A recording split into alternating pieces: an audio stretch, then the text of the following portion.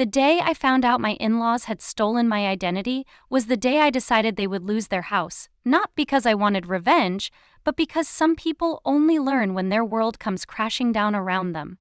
My name is Sarah, and I never thought I'd be the person who orchestrated her in-laws' financial downfall, but then again, I never thought they'd commit a felony against me either. I grew up with very little. My parents were hardworking immigrants who taught me the value of every dollar. I put myself through college working 2 jobs, graduated with honors, and built a successful career in finance. By my early 30s, I was making good money, the kind of money my parents could only dream about when they were raising me. That's when I met David, handsome, kind, and just as driven as I was. We fell hard for each other, and after a year of dating, he proposed. I was thrilled, not just because I loved him, but because I thought we shared the same values about work, money, and family. What I didn't fully understand then was that David came from a very different background. His parents, Robert and Linda, had always lived beyond their means. They had good jobs, but spent every penny they earned, plus plenty they hadn't, on maintaining appearances. The big house in an expensive neighborhood, luxury cars they couldn't afford, lavish vacations funded by credit cards. They were drowning in debt, but refused to change their lifestyle. I got my first glimpse of this dynamic at our engagement dinner. Robert ordered the most expensive bottle of champagne on the menu, waving away David's concerned look. "My son is marrying a financial whiz," he announced to the table. "I think our money worries are finally over." Everyone laughed, including me, though something about his tone made me uncomfortable. I brushed it off as a poorly executed joke. It wasn't. After the wedding, the hints became more direct. Linda would mention their mortgage payment being such a burden during family dinners. Robert would talk about how they were just a little short this month while showing off a new golf club set. Every conversation seemed to circle back to their financial struggles, always with meaningful glances in my direction. David tried to run interference when he could. "They don't mean anything by it," he'd assure me. "They're just not good with money." But it went beyond poor financial skills. 6 months into our marriage, Robert called David asking for a loan of $5,000 for property taxes they should have been setting aside monthly. Against my better judgment, we gave them the money, they thanked us profusely, and promised to pay it back. They never did. Instead, it established a pattern. Every few months, there would be a new financial emergency that only we could solve. Car repairs, medical bills, home maintenance. The amounts grew larger and the repayment promises became vaguer. When I expressed concern to David, he would get defensive. "They're my parents, Sarah. What am I supposed to do, let them lose their house?" After 2 years of this, we had loaned his parents over $40,000, money I knew we'd never see again. I finally put my foot down and insisted we stop enabling them. David reluctantly agreed, and we established boundaries. We would help with true emergencies, but would no longer be their financial safety net for regular expenses. Robert and Linda did not take this well. There were tearful phone calls, guilt trips, and thinly veiled accusations that I was turning their son against them. They started going directly to David when I wasn't around, knowing he had a harder time saying no without me there to back him up. Then came the retirement bomb. We were at their house for Sunday dinner when Robert cleared his throat and announced that he and Linda had decided to retire early. "That's great," David said, genuinely happy for them. "What's your financial plan looking like?" Linda waved her hand dismissively. "Oh, you know, we have Social Security and a little in savings." "A little?" I couldn't help asking. "Is that enough to maintain your lifestyle?" Robert fixed me with a pointed stare. "Well, we were hoping that given your financial expertise and your fortunate position, you might help us ensure our retirement is comfortable." The room went silent. I glanced at David, who looked as shocked as I felt. "What exactly are you asking?" I said carefully. "Nothing unreasonable," Linda jumped in. "Just some help with the mortgage until it's paid off, maybe handling the property taxes, small things that would make a big difference to us." Small things. Their mortgage payment was over $3,000 a month. Property taxes on their oversized house in an expensive neighborhood were nearly $10,000 annually. They were asking us to take on financial responsibility for them, potentially for decades. "That's not a retirement plan," I said. "That's asking us to subsidize your lifestyle indefinitely." "After all we've done for David," Robert said, his voice hardening.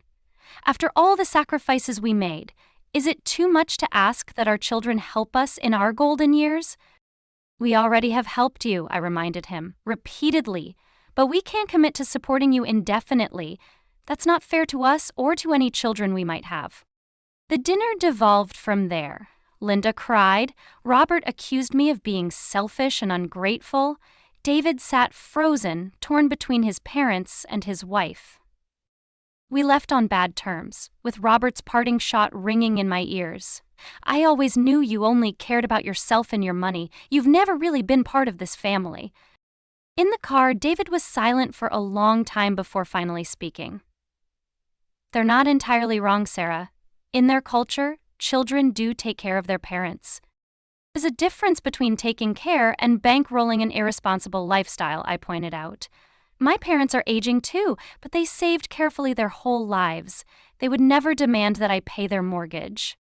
After hours of discussion, we agreed on a compromise. We would help his parents create a realistic retirement budget based on their actual income. We would not pay their mortgage or regular bills, but we would contribute to a modest retirement fund for them, provided they were willing to downsize to a more affordable home. When we presented this plan to Robert and Linda, they were outraged. Downsize? Linda practically spat the word. Like some retirees who failed at life? This is our home. We raised our children here. We're offering to help, David explained, but we can't support the level of expenses you have now. Your wife has poisoned you against us, Robert said coldly. The David I raised would never treat his parents this way. For weeks afterward, they alternated between icy silence and tear-grilled calls about how we were abandoning them. David was miserable, caught between his loyalty to his parents and his commitment to our marriage. I felt awful seeing him so torn, but I knew giving in would only make things worse in the long run. Then one day, I received a call from an unfamiliar number. It was a collections agent asking about a missed payment on a personal loan, a loan I had never taken out. My blood ran cold as I asked for details. It was a $40,000 loan taken out 6 months earlier, with me listed as the borrower. I spent the next few hours in a panic, checking my credit report and discovering not one but 3 loans and 2 credit cards opened in my name.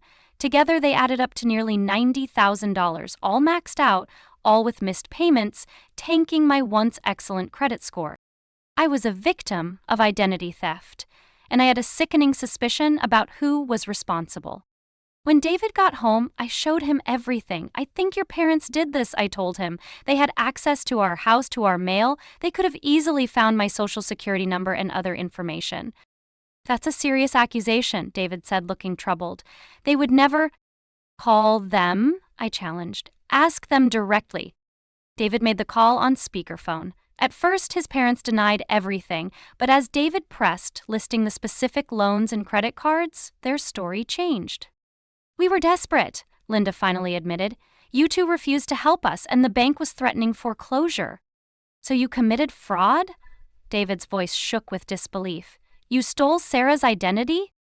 We were going to pay it all back, Robert insisted once we got back on our feet. We didn't think she'd even notice with how much money she makes. David was stunned into silence. I took the phone from him. You've committed a felony, I told them, my voice ice cold. Identity theft carries serious penalties. You wouldn't send your in-laws to jail, Linda scoffed, though I could hear the uncertainty in her voice. Watch me, I replied. After I hung up, David and I had the most difficult conversation of our marriage. He was devastated by his parents' betrayal, but also terrified of the consequences they might face. I understood his conflicted feelings, but I also knew that without serious consequences, Robert and Linda would never change. I need to report this to the police, I told him, not just for the identity theft, but because it's the only way I can clear my credit. I need to prove I didn't take out those loans. There has to be another way, he pleaded. There wasn't, but I did find a middle path. I reported the identity theft but told the investigators I didn't know who had done it. I worked with the credit bureaus to remove the fraudulent accounts from my record, and I contacted each lender with proof of the fraud, ensuring I wouldn't be responsible for the debts. But I didn't stop there, not even close. This wasn't just about protecting myself anymore. This was about making sure they finally faced reality, even if it hurt. I hired a private investigator to document everything about Robert and Linda's finances, their actual income, their spending habits, and most importantly, their other debts. What I discovered was even worse than I'd imagined. They had multiple maxed-out credit cards, 2 home equity lines of credit, and personal loans from at least 5 different banks. They were underwater on their mortgage and hadn't paid property taxes in over a year. They weren't just sinking. They were already at the bottom of the ocean, furiously digging deeper while pretending they could still breathe underwater. Armed with this information, I consulted a lawyer specializing in elder financial issues. Together, we created a comprehensive report of Robert and Linda's financial situation and sent copies to every company they owed money to. You see, Robert and Linda had been playing a dangerous shell game for years. They would take out new loans to pay the minimum amounts on old ones, creating the illusion of being creditworthy. But that only works if lenders don't know about each other. Once their creditors had a complete picture of how overextended they were, the house of cards collapsed. Credit lines were frozen, payment demands accelerated, and the bank that held their mortgage, which they hadn't made a full payment on in months, began foreclosure proceedings. David was furious when he found out what I'd done. "You promised you wouldn't turn them in," he shouted. "I didn't," I replied calmly. "I didn't tell the police or the credit card companies that they were the ones who stole my identity. I simply made sure their creditors had accurate information about their financial situation. Everything that's happening now is the natural consequence of their own actions." "They're going to lose their house," he said, his voice breaking. "They were always going to lose their house," I told him gently. "The only question was whether they'd drag us down with them." 3 weeks later, Robert and Linda called in tears. The foreclosure was proceeding. Collection agencies were calling day and night. Their credit cards were frozen. Their financial house of cards hadn't just collapsed, it had been obliterated. They had no choice but to declare bankruptcy. And now, the people who had called me selfish and ungrateful needed a place to stay. The irony wasn't lost on me. These people who had lived so grandly, who had looked down on my immigrant background while simultaneously trying to drain my bank accounts, were now calling for a lifeline. Part of me wanted to simply hang up the phone. But I'm not them. I never was. I took a deep breath before responding. "We have a proposition for you." David and I had discussed this at length. Despite everything, they were still his parents, and he wasn't willing to see them homeless. I understood that, even if I couldn't fully forgive what they'd done. We offered them the guest house behind our property, a small but comfortable 1-bedroom cottage that would give them a place to live while maintaining boundaries. The conditions were non-negotiable. They would meet with a credit counselor, stick to a strict budget we would help create, and most importantly, they would never, under any circumstances, have access to our financial information again.